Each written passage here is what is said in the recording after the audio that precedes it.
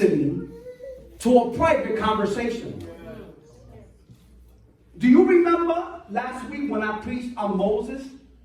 Moses wrote about the beginning, yet he was not there. Moses wrote about Abraham, Isaac, and Jacob without being there. Moses was not in the beginning when he said, "Let there be light." Yet he wrote about the pioneers that he never met, but he had met their God. Do you remember that? So now here, Luke is being told by the Holy Spirit to write this. He's bringing him into a conversation that only happened with divinity and humanity. He was not there. But now he's writing. And it's specific instruction. We're listening, people, to a private conversation between divinity and humanity. Between the celestial and the terrestrial. Between an angel and a woman whose name has never been mentioned until this conversation. Nobody knew who Mary was. Oh, let me touch this up. We always think we got to be known. Come on. Let me talk to the people that are nobody. That nobody knows you. Nobody knows your name. Nobody's shouting your name. Nobody knows about you, but God has spoken to you. And this is what we're seeing here. We're seeing the conversation where the angel is telling her, "You shall conceive a son." Yes.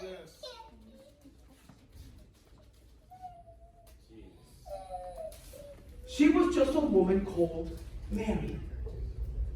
You were just called blank. Yet God is telling you, "I'm going to, and you shall." Okay. Can you imagine being a young woman who has never known a man? My God. And a divine being is telling you that you're going to have a child.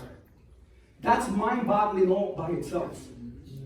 I don't know if you ever thought about that when you read that story. How is it that I'm going to have a son when I've never known a man? That baby will be great is even deeper. You ever had, you probably had that prophecy, right? You probably had that prophecy. Here you are, you know no man, and now he's telling you, and that baby is going to be great. You ready for this one? And now that baby is going to be God. How do you think you would take that as a virgin young woman that nobody knows?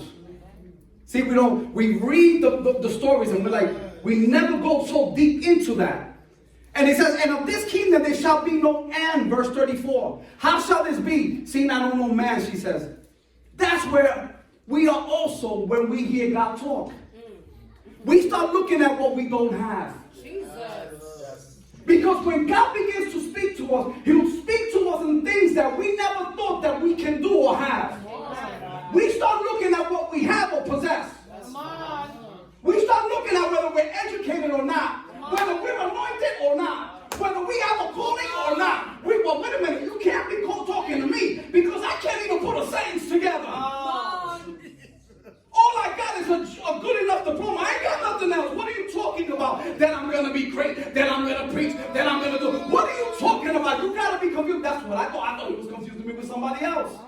Why? Because I was looking at who I was then. I wasn't understanding who he was going to transform me into. Mary was just a young girl being told that something great was going to be put inside of her. So what we do is we start telling God, "You can't bless me, I'm too old. You can't do that, it's too late for me. It's too late, I'm not educated enough. I don't got what it takes. I'm not gifted enough. I'm not talented enough." God can do anything He wants to do, with whom He chooses to do it with, wherever He chooses to do it with, and what He chooses to do it with, period. We have to learn as humanity. Stop questioning God when He says that He's going to do something. And the thing is that we question Him when it's us, not when it's somebody else.